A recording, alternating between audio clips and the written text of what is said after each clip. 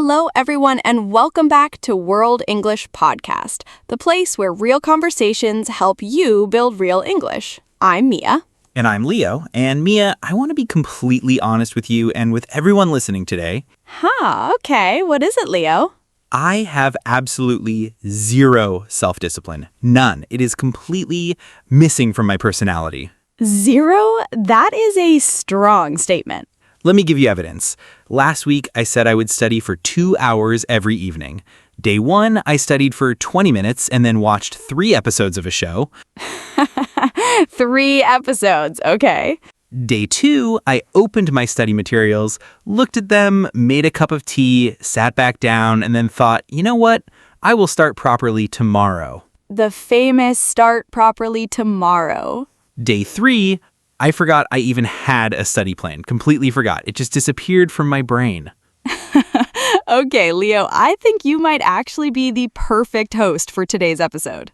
Why? Because today we are talking about self-discipline, and you represent every single person who is struggling with it right now. I am a representative of the undisciplined people.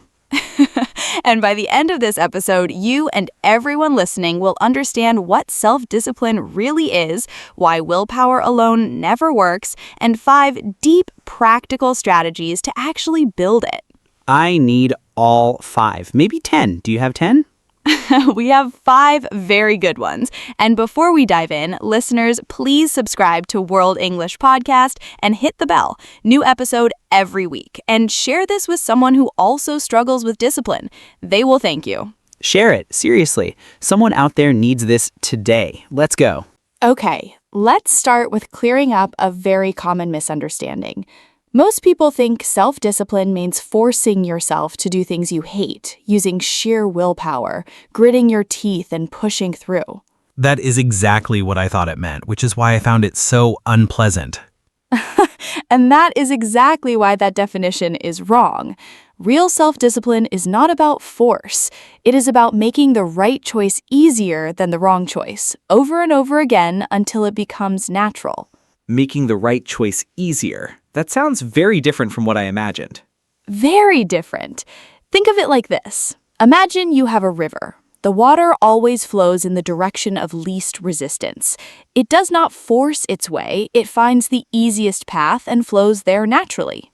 The river goes where it is easy to go. Yes, self-discipline is about building channels, shaping your environment and your systems so that the discipline choice is the easiest path. The water flows there automatically. So disciplined people are not fighting themselves constantly. The most disciplined people actually fight themselves the least because they have built systems that make good choices automatic. They don't rely on willpower every single day. That completely changes how I see it. I always thought disciplined people had some superhuman power I didn't have. No, they have better systems, better environments, better habits. The good news is all of those things can be built by anyone at any age. Even by someone who forgot his own study plan on day 3? Especially by someone like that, because the fact that your plan failed tells us exactly what was wrong with the system, and we can fix the system. So failure is diagnostic. It tells us what to change. Exactly. Now, there's also an important difference between self-discipline and motivation. Let's talk about that, because most people confuse them. What is the difference? Motivation is a feeling. It comes and goes. It is unreliable. One day you feel motivated and you could run a marathon. The next day you don't feel motivated and you can't even reply to an email. This is my daily experience. Self-discipline is a system. It works even when motivation is 0, even when you don't feel like it, even on the bad days. Motivation starts the car. Discipline keeps it driving even when the road gets boring. Motivation starts the car, discipline keeps it on the road. I really like that. And here is the key insight. You cannot wait to feel motivated before you act. The motivation often comes after you start, not before. So action creates motivation, not the other way around. Yes, start doing the thing even when you don't feel like it, and motivation follows. But if you wait to feel motivated first, you might wait forever. I have been waiting to feel motivated to study, and I keep waiting and waiting. Yes, that waiting is the trap, and today we learn how to break out of it. Before the tips, let's understand why willpower alone is not enough. Because so many people blame themselves when willpower fails. They think, I am weak, I have no discipline, but the science tells a completely different story. I definitely blame myself. Every time I fail, I think, what is wrong with me? And that self-blame is not only unfair, it is also scientifically inaccurate. Here's what research shows. Willpower is a limited resource. It depletes throughout the day. Depletes, meaning it runs out? Yes, think of willpower like a phone battery. You start the morning with 100%. Every decision you make, big or small, uses a little battery. By evening, you might be at 20%. And at 20%, discipline becomes very hard. Oh, that is why I always fail at night. My study plan was in the evening. My battery was empty by then. Exactly. This is called decision fatigue. The more decisions you make during the day, the less mental energy you have for discipline later. Successful, disciplined people know this, so they schedule their most important work for when their battery is full, usually in the morning. So the timing of the plan matters as much as the plan itself. Hugely. And there's a second problem with relying on willpower. Your brain has two systems. Let's call them the logical brain and the emotional brain. The logical brain knows what I should do. The emotional brain wants comfort right now. Exactly. The logical brain says, study for 2 hours. The emotional brain says, 3 episodes of a show sounds much better. And when you're tired, stressed, or hungry, the emotional brain almost always wins. The emotional brain is stronger than I thought. In the short term, yes, it's designed to be. Your emotional brain is ancient. It evolved to seek pleasure and avoid pain immediately. Your logical brain is newer. It thinks about the future. But when the emotional brain is activated strongly, it can override the logical brain. So fighting my emotional brain with willpower alone is a losing battle. A losing battle every time. But here's the good news. You don't have to fight your emotional brain. You can work with it. You can make discipline feel good emotionally, not just logically. And when both brains are on the same team, you become unstoppable. Both brains on the same team. How do I do that? That's exactly what our 5 tips are about. Let's go. Strategy 1. Know your why deeply. Not your surface why, your deep why. What is the difference? A surface why is, I want to study English because it is useful. That is weak. It does not move you emotionally. A deep why is, I want to study English because I want to talk to my daughter's teachers abroad without an interpreter. I want to feel confident in meetings. I want to prove to myself that I can do hard things.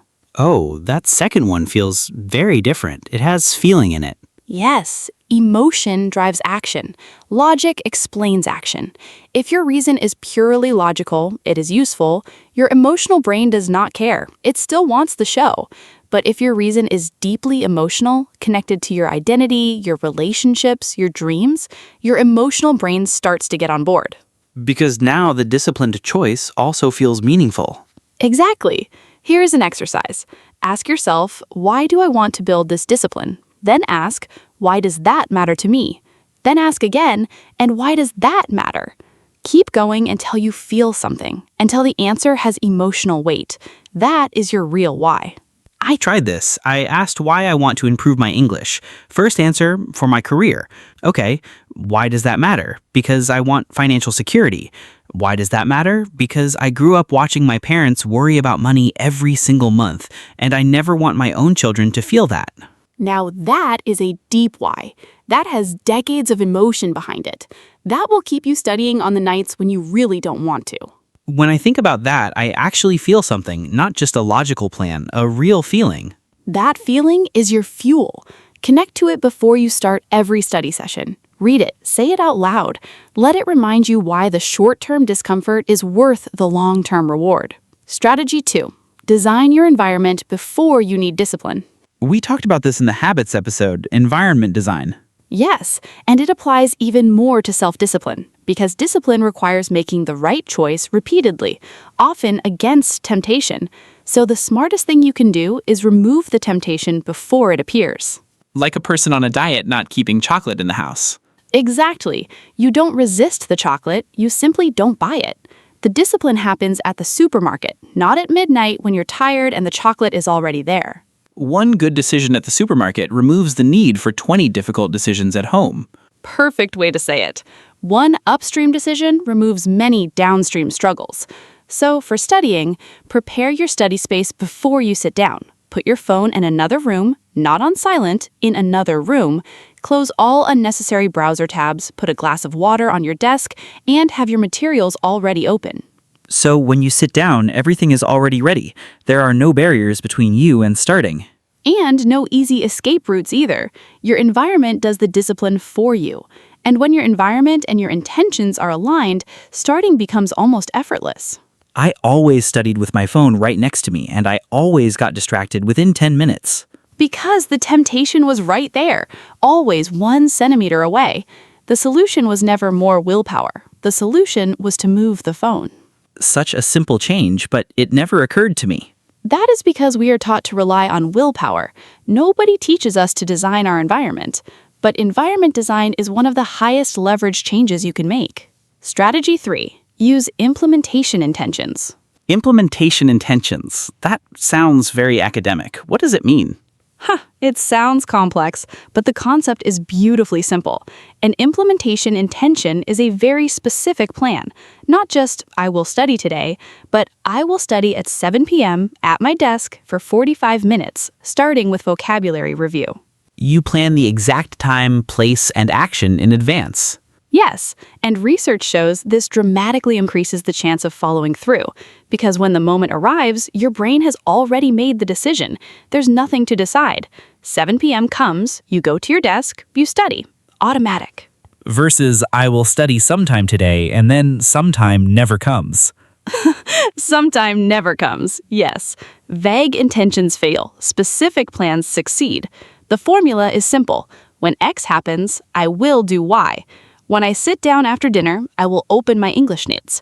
When my alarm rings at 7, I will immediately go to my desk. When I finish my morning tea, I will do 10 minutes of reading. So you pre-decide before the moment of temptation arrives. Yes, because in the moment of temptation, your battery is lower, your emotional brain is louder, your decision-making is weaker. So make the decision in advance, when you're calm, rested, and thinking clearly. Then just execute. I'm going to write this down right now. When I finish dinner tonight, I will sit at my desk and open my English materials, not I will study tonight. That one change will make a significant difference. Specific beats vague every single time. Strategy 4. Build momentum with the 2-day rule. The 2-day rule, never miss twice. Yes, but I want to go deeper on this today because momentum is one of the most underestimated forces in self-discipline. Think of a snowball rolling down a hill. When it starts, it's small, it moves slowly, but as it rolls, it picks up more snow, it gets bigger, it moves faster.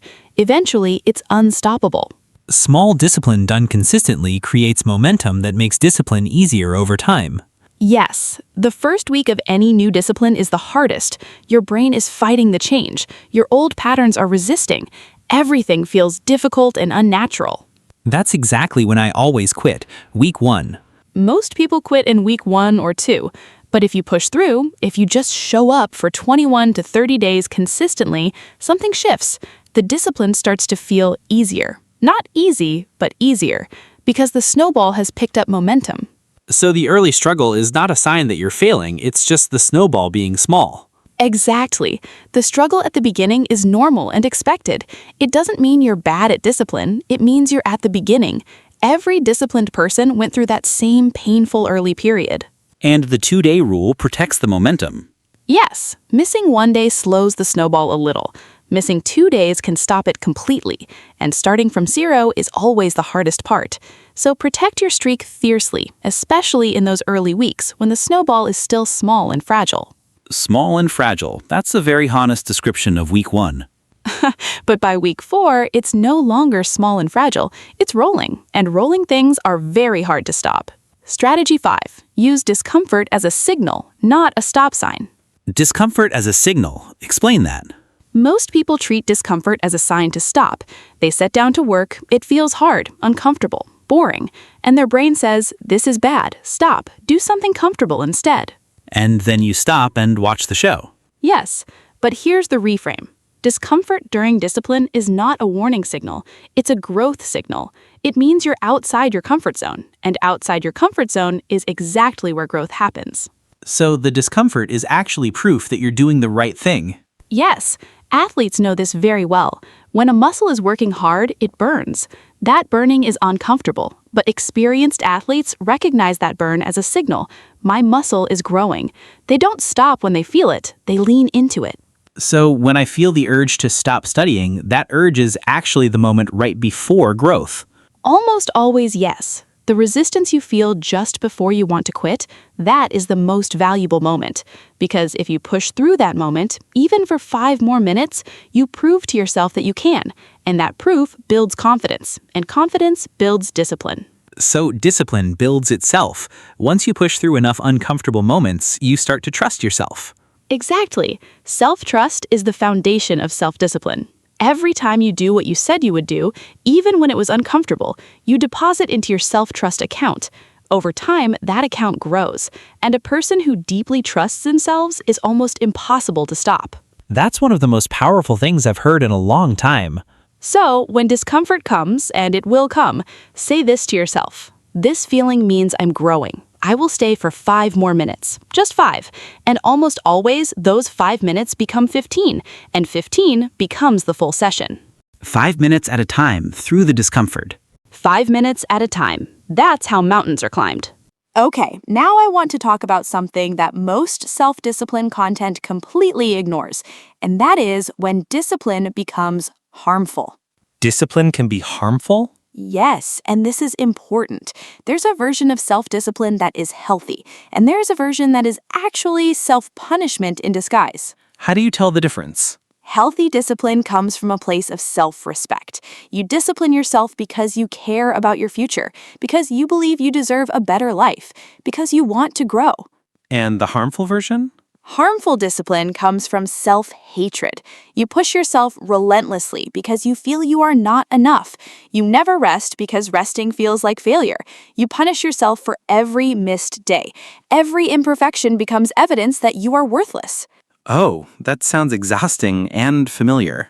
It is extremely common, especially among high achievers. They look disciplined from the outside, but inside they are running from shame, not toward growth. And that kind of discipline, does it work? Short term, yes. Long term, it burns you out completely because there is no finish line. No amount of achievement feels like enough. The inner critic always finds something new to attack. So the foundation matters. Why you are being disciplined matters as much as the discipline itself. The foundation matters enormously. Discipline built on self-respect is sustainable. Discipline built on self-hatred collapses eventually, often in dramatic ways. Burnout, giving up entirely, mental health struggles. So check your foundation before you build the discipline. Yes, ask yourself honestly, am I doing this because I believe in myself and my future, or am I doing this because I feel I am not enough? The first is healthy. The second needs compassion before discipline. Compassion before discipline. I need to write that down. And rest is part of discipline too. Recovery is not weakness. Athletes rest between training sessions. That rest is when the muscles actually grow. Your brain and your discipline work the same way. So a rest day is not a failure. It is part of the system. Built into the system, planned and deliberate, not accidental, not guilt-filled, just rest. Because a rested person shows up better than an exhausted one every single time. Vocabulary Tour, 8 important words from today's episode. Let's go. I have learned so many new words today already. Word 1, discipline. The ability to control your behavior and do what needs to be done, even when you don't feel like it.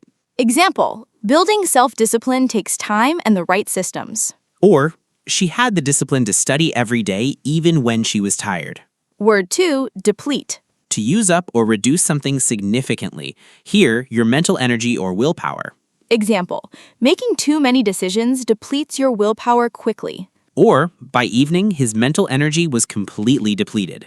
Word 3, fatigue. Extreme tiredness. Here, mental tiredness from making many decisions. Example, decision fatigue makes discipline harder in the evenings. Or she felt mental fatigue after a long day of difficult choices. Word 4, momentum. The force or energy that keeps something moving forward once it is started. Example, after 2 weeks of consistent study, he started to feel real momentum. Or missing 2 days can destroy the momentum you built. Word 5, intention. A plan or decision to do something. Example, good intentions are not enough without specific plans. Or I set a clear intention. At 7 p.m., I will study for 45 minutes. Word 6, sustainable. Something that can be continued for a long time without causing damage or burnout. Example, discipline built on self-respect is sustainable. Or a sustainable study routine is better than an intense one you cannot keep. Word 7, reframe. To rethink about something in a completely new and different way. Example, reframe discomfort as a growth signal, not a stop sign. Or she reframed her failures as learning opportunities. Word 8, burnout. A state of complete mental and physical exhaustion caused by too much stress over a long period. Example, working without rest leads to burnout eventually. Or he experienced burnout after years of pushing himself without recovery. Action steps. 6 things you can do today to start building real self-discipline. Ready, actually ready this time. Ha! Step 1. Find your deep why. Ask why 3 times. Keep going until your answer has real emotional weight behind it. Write it down and keep it somewhere visible. Step 2. Design your environment tonight. Before you sleep, prepare your study space for tomorrow. Remove distractions, put your materials out. Make the right choice the easy choice. Step 3. Write one implementation intention. Complete this sentence. When X happens tomorrow, I will do Y for Z minutes. Specific time, specific place, specific action. Step 4. Schedule your most important discipline task for when your battery is full. Morning, if possible, before decisions and distractions drain your willpower. Step 5. Next time you feel the urge to stop, stay for 5 more minutes. Just 5. Notice what happens. Notice whether you keep going. Write down how it felt. Step 6. Check your foundation. Ask yourself honestly, am I building discipline from self-respect or from self-punishment? If it is the second, start with one act of self-compassion today. And write in the comments, what is one area of your life where you want to build more self-discipline? Tell us. The community here will support you. Quick recap before we say goodbye. Self-discipline is not about force, it is about making the right choice easier than the wrong choice. Willpower is limited. It depletes throughout the day. Build systems, not battles. Strategy 1. Know your deep why. Connect emotionally to your reason. Strategy 2. Design your environment. Remove temptation before it arrives. Strategy 3. Use implementation intentions. Specific plans beat vague intentions every time. Strategy 4. Build momentum with the 2-day rule. Protect your streak, especially in the early, fragile weeks.